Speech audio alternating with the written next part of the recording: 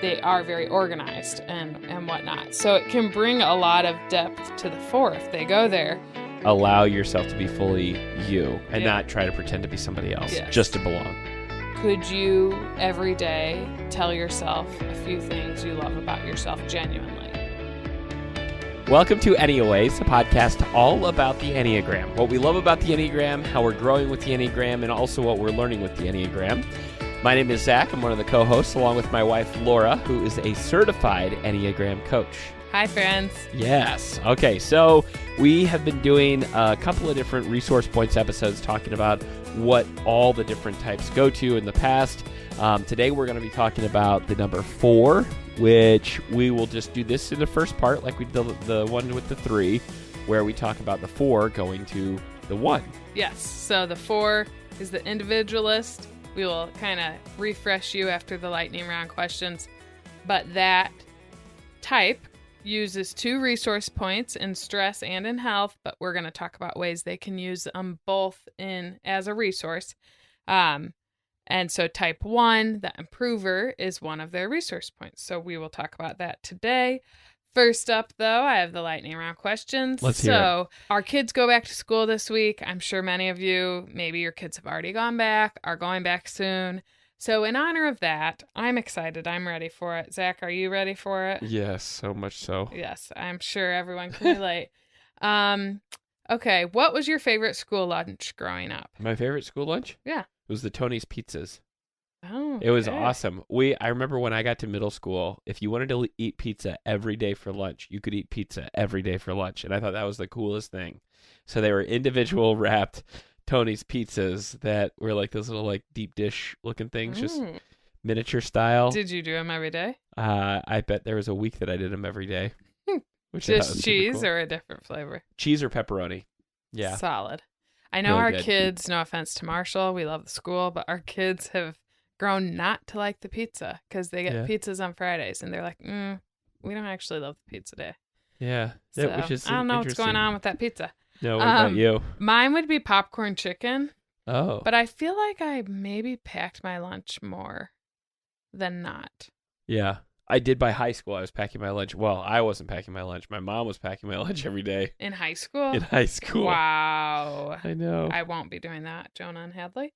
But I will be probably packing Hadley's this week. But she's only 9, so. Yeah, that's fine. Okay, second question. Were you always the kid who was like so excited to go back to school with your new notebooks and pens, or dreading the end of summer? I feel like I was probably dreading the end of summer. I was excited. There were certain like things about going back to school that's exciting. I think my love for fall and that was coming up soon. That was kind of the exciting part of it. But I wanted more summer. I always thought that 12 weeks wasn't enough. Yeah, I think I was the opposite. I remember just soccer training always started in the middle of the summer. So you were already in the rhythm there with your team, ready to go. And I did love like my new things and, my locker and my pens. And like, I feel like Hadley and me are alike in that way. So yep. I think I was pretty much ready. Yeah. I could see that. Yeah. So last question. This is a little more deep. Get us in the episode, our 4 era. Do you think you can be fully yourself and still fully belong? Do you think you can be fully yourself and still fully belong? I think yes, because I think that people have to accept you for you. So I think that is possible. Yeah. But you have to allow yourself to be fully you and not try to pretend to be somebody else just to belong. Right. I think it's I agree with you, because I think it's finding, well, first of all, who are you? Right. To show, and then who can you trust to really fully be yourself and then feel accepted for that. Yeah. So I think there's many layers to that question. That is a deep question. Yes. So, okay, well, today's episode is about the type 4, the individualist. A reminder to you all, that is someone who wants to be seen as different, unique. They really have depth. They dive into their emotions and they want to bring significance to the world. So whatever they're doing, they want it to matter and mean something. And A lot of times they feel maybe misunderstood. And so that's that question, like, can you be fully yourself and still belong?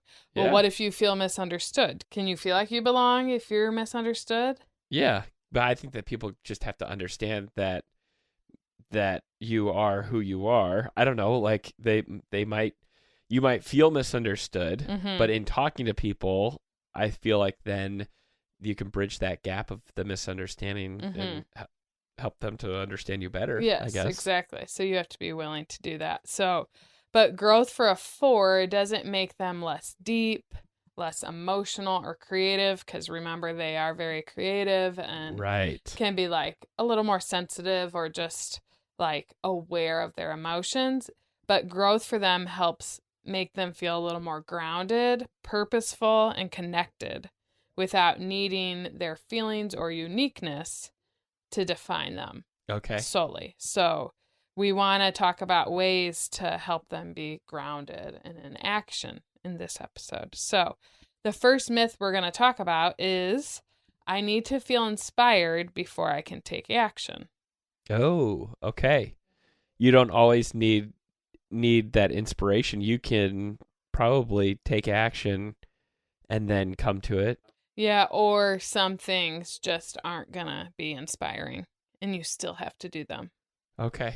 You know what I mean? Just like for me as a 7, some things aren't going to be fun, but I you still have to do the laundry or clean the toilets. Right. They're not fun.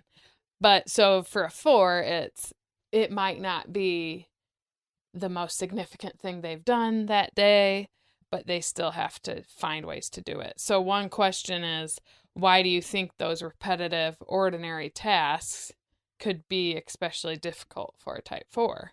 Because they're just mundane. They're not the fun stuff. Like, okay, so here we are talking about going to a 1 who does see it as like the structure is good, life-giving for them.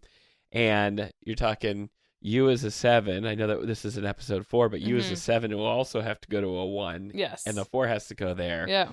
Because I think that structure is important. Yes.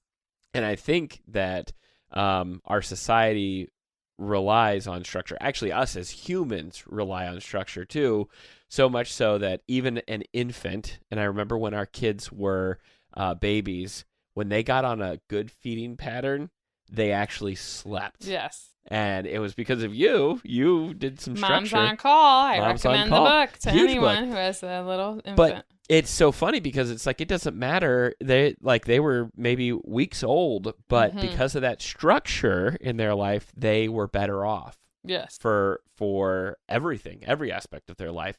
So I feel like a 4 being able to do that structured stuff, even if they're not inspired. By it. For 7, it's the fun thing, which we'll talk about that with the 7 episode. But for 4s, it's the uninspiring, mundane of just getting tasks done and maybe being organized a little bit more. It helps them probably organize the chaos. Yeah. So, and that's what's great about the 1, just to remind you guys, but the 1's the improver. So they want things to be done the right way. They want to bring good in the world, be responsible, and they are very organized and whatnot. So it can bring a lot of depth to the 4 if they go there. So the myth we talked about, I need to feel inspired before I take action. Actually, you need to learn to say, what can I do now that is important, even if I don't feel like doing it, even if I'm not inspired? And so the 1 can help, like Zach said, create that structure, consistency. I think routine can actually really be helpful for a 4 because they are really good at being aware of their emotions and sitting with their feelings. And a lot of types need to learn to do that better and create that habit. Right. For them, they need to know when it's time to go in their body or gut center and just go do something. Your feelings are still there, but we got to go make action. So following through, even if your emotions are changing, things are happening, turning creativity into meaningful action. Yeah. So you're so creative. We want to see that creativity.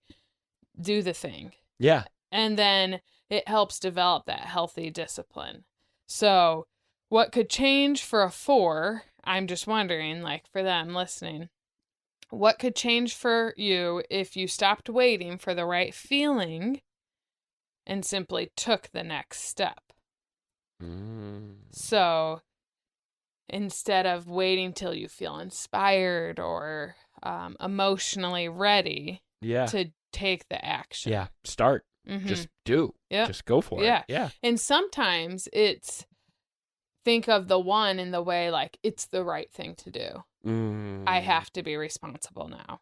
Yeah. You know, not just like the go-getter person, just it's the right thing. This is my duty now. I am an employee here, so I have to do this thing. Right. Or, you know, whatever it may be in your life that the responsibilities you have. Absolutely. To look at them more as like, this is the right thing, so I'm going to do it. Right. Right. And to be able to tap into that. So some things to look out for that the 1 could bring in points of maybe stress, the shadow sides that we want to make you aware of is if you start becoming overly critical of yourself. Because remember, a 4 already struggles with shame and feeling like something's missing. The 1 has a really tough inner self-critic. So together, that could really bring you down. Yeah. And we don't want that to happen. No. So if you're being self-critical, remind yourself of truths that you love about yourself. I actually was coaching a 4 a couple weeks ago, and my challenge to her was, could you every day tell yourself a few things you love about yourself genuinely? Wow. And she's like, I don't know that I could do a few, but I could do 1, because she said she has a really tough inner critic as well. And so I told her to let me know how it's going. I haven't heard yet, but I hope she's actually doing it and believing those things to be true. Yeah. Because, yeah, I feel like, can't we all find something? Or is this just my lens? Can't we all find something we love about ourselves? We should. We should all be like that. We should all find things that we love about ourselves. But I know it could be harder for some than the others. Yeah, so. absolutely. If you start noticing perfectionism, so that's something where you'd want to dial it in, and no one's perfect. Just do your best. If you feel like there's only one right way to do things. Oh. So that could be a little too critical on maybe others as well. And then if you start turning your growth into another reason why you feel like you're not good enough or you're not enough. Right. Like, well, I have to work on growing and doing the right thing because I'm not enough. That's like making up a story in your head. That's not what this is for. Right. Yeah. So we don't want you to do that, but we want you to use all the amazing healthy parts of the 1 to hopefully help you get into that action. So one practical challenge is do one thing this week that matters before you feel motivated to do it. Okay. Just like start. Just go about it. Do it because you say you're going to do it. Yeah. And like a reminder, 1s can help you realize that your feelings are valuable information. This is how a 1 would think about it because they're logical. Like, your feelings are information, but they don't always have to be in charge. Gotcha. So we want you as 4s to still bring your depth and your uniqueness and significance to the world. We don't want to dim that part of you. But also, you can still take action and do things to be able to kind of create that structure and get things done. These are all really good tips and things to think about. If you are a 4 and you're looking to tap into the resource points of the 1, just a reminder too that we've taken each of these episodes and now we're splitting them into halves. So basically we could talk about 1 resource point per episode. And make sure you subscribe and like our podcast. Leave us a review on the podcast page, whether you listen via Spotify, Apple, or wherever you get your podcasts. That means a lot to us. And any feedback that you might have, you should email Laura at feelingtypey@gmail.com. You can also go to her website, which is feelingtypey.com, and follow us at Anyways Podcast. There's lots of stuff that we like to share on our socials, and you can follow along there.